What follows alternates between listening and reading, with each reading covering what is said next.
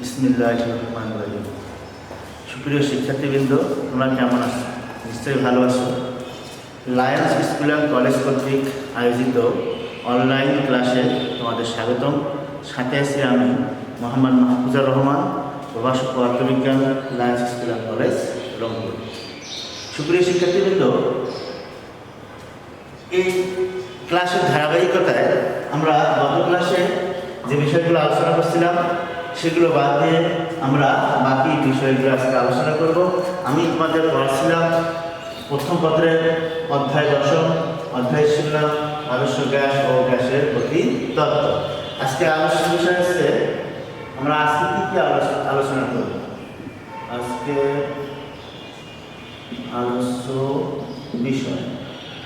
আলোচ্য বিষয় হচ্ছে আমরা বলবো কি গড়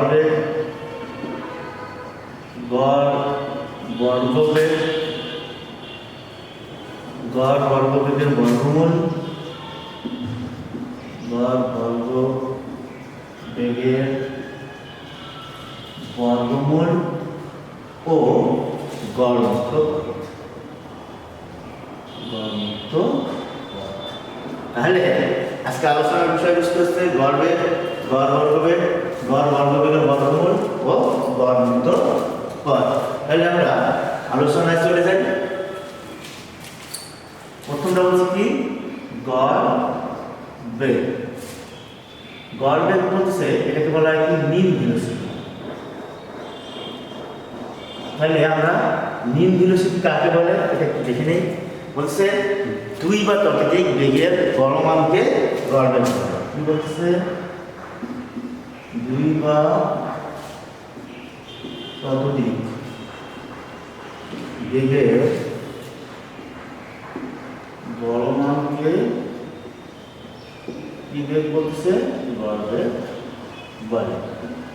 একে ভি বা দ্বারা অথবা আমরা বলি এখানে সি এ দ্বারা প্রকাশ করা হয়। তাহলে বলছে কি দুই বা ততোধিক বেগের গড়মানকে গড় বেগ বলে। তাহলে অতএব গড় বেগ সমান কি লেখা যাবে? বলছে দুই বা ততোধিক বেগ, তবে সি এর সমান আমরা বলি কি হবে? C1 C2 C3 এরকম করে Cn পর্যন্ত চলে হচ্ছে n। এখানে হচ্ছে C1 প্রথম অনুবেগ, দ্বিতীয় অনুবেগ, তৃতীয় অনুবেগ, যেভাবে আমরা বেগটা লিখে মোট সংখ্যাটা ভাগ করলে গড় বেগ পাওয়া যাবে। এবার হচ্ছে গড় বর্গবেগ। এবার যদি আমরা গড় বর্গবেগ নিয়ে আলোচনা করি, হচ্ছে গড় বর্গবেগ। কি গড় বর্গবেগ? বলছে দুই বা ততোধিক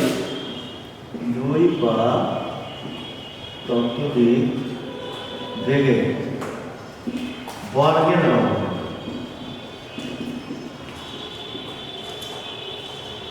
কি বলছে? দুই বা ততোধিক বেগের বর্গের বর্গমূলকে গড় বর্গবেগ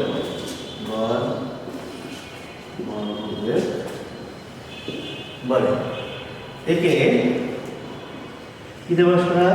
CA² দ্বারা প্রকাশ করা হয়। অতএব CA² সমান কি হবে?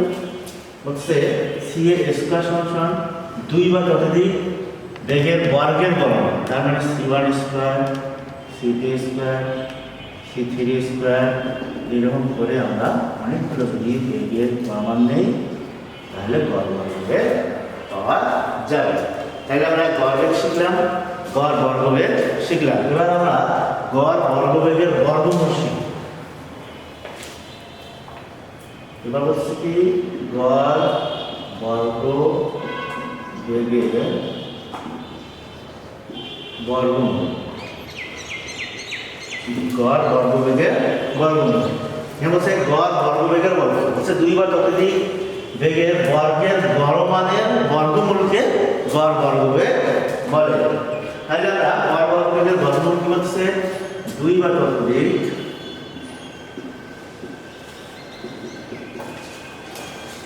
বেগের বর্গের হচ্ছে গড় বর্গের হচ্ছে বেগের বর্গমূলীয় গণমানকে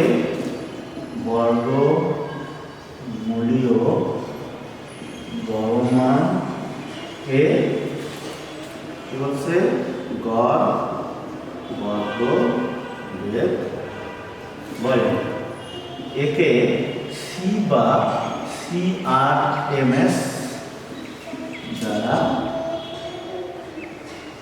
প্রকাশ করা হয়।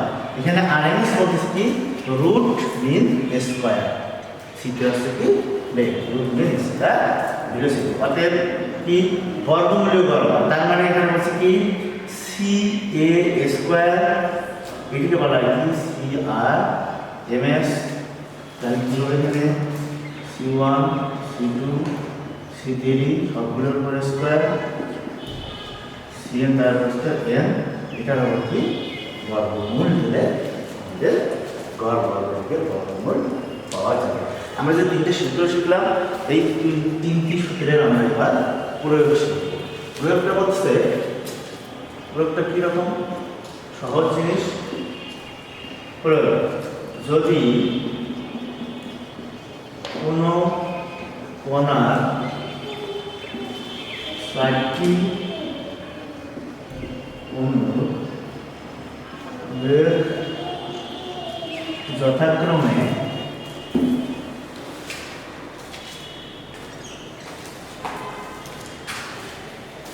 কি বলছে 3, 4, 5 ও 6 একক হয়, তাহলে নির্ণয়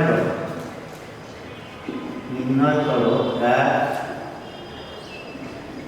গড় বেগ, 2 গড় বর্গ বেগ, 3 গড় বর্গ বেগের বর্গমূল। তাহলে আমরা এখানে এই তিনটা নির্ণয় করতে বলছে, যদি কোনো কণার 4টি অনুর বেগ যথাক্রমে 3, 4, 5 ও 6 একক হয়, তাহলে নির্ণয় করতে হবে এক। তাহলে এটা যদি আমরা সমাধান করি, সমাধান, তাহলে সমাধান যদি আমরা করা যায় কি হবে? সমাধান বলতেছে এক, আমরা জানি গড় বেগ CA সমান কি 3 + 4 + 5 + 6 = 4, 4টি অনুর সংখ্যা 4। তাহলে এটা টোটাল কত হয়? 5, 6, 11, হচ্ছে 15, 15, 18, 18কে 4 দ্বারা ভাগ করলে কি হয়? 4/5 একক। তাহলে আমরা সি পাইলাম। এবারে যদি আমরা গড় বর্গবেগ নির্ণয় করি, তাহলে গড় বর্গবেগটা কি হবে? 2 সমান 2। তাহলে 2টা হচ্ছে আমরা জানি, দেখো CA স্কয়ার, তার মানে কি 3 স্কয়ার, 4 স্কয়ার, 5 স্কয়ার, 6 স্কয়ার ভাগ হচ্ছে 4। তাহলে এখানে করতে হয় 9 + 16 + 25 + 36 আর হচ্ছে 4। এটা যোগ করলে আমরা কত হবে? এখানে হচ্ছে 6 + 5 11, 11 + 6 হচ্ছে 17, 17 আর 9 17, 26, 26 এর 6 হাতে 26 এর 6 হাতে 2, 5, 6, 7, 8, তাহলে 86 লাগছে। এটাকে যদি আমরা কি করি, আমরা ভাগ করি, তাহলে 21 পয়েন্ট, তাহলে কত আসবে? 86 + 4,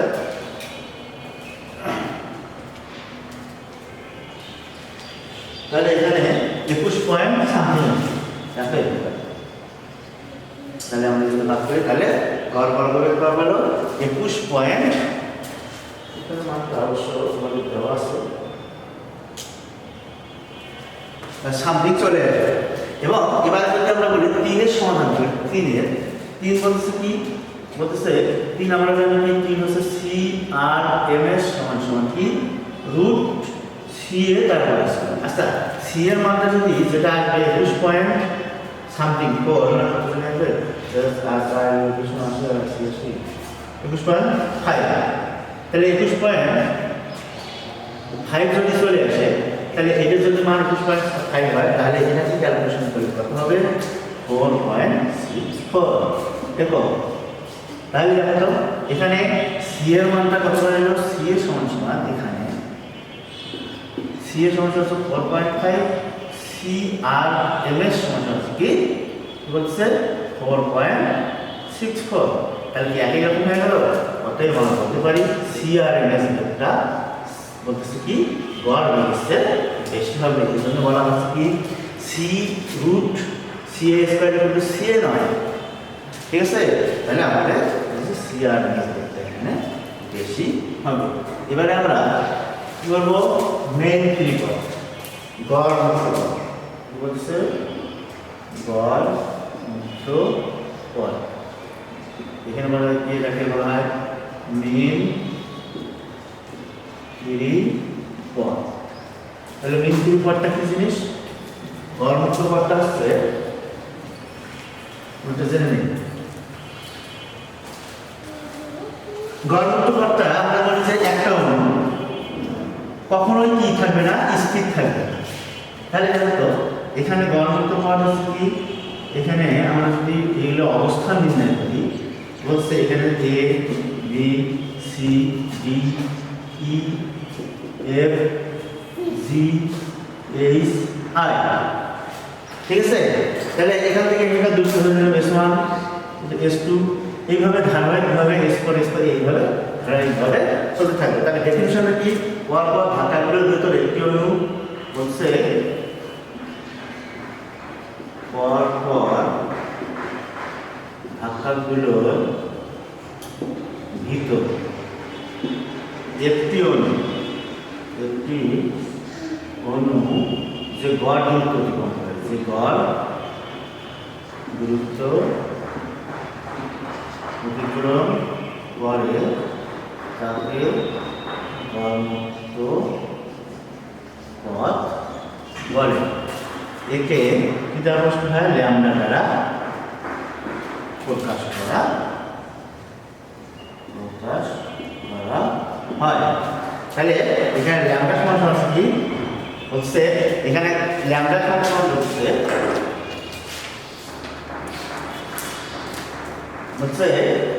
মোট দূরত্ব আর মোট ধাক্কা সংখ্যা, বলছে মোট অতিক্রান্ত দূরত্ব আর মোট ধাক্কার কয়টা ধাক্কা দিচ্ছে এই ধাক্কার সংখ্যাটাকে বলবো আমাকে গড়টার মধ্যে দূরত্ব মানে কি এটা হবে এস আর হচ্ছে কি এন। তাহলে আমরা ল্যামডা সমান কি পেলাম এস ভাগ এন, আমাদের এই সমীকরণটা এখানে কাজে লাগবে। তাহলে আমরা গড়মুক্ত পথ সমান ল্যামডা ইকুয়াল টু এস ভাগ এন, এখানে একটা গড়মুক্ত পথের সমীকরণ আছে যেটা আমরা আগামী ক্লাসে দেখবো। এই আজ পর্যন্তই, তোমরা ভালো থাকো, ধন্যবাদ।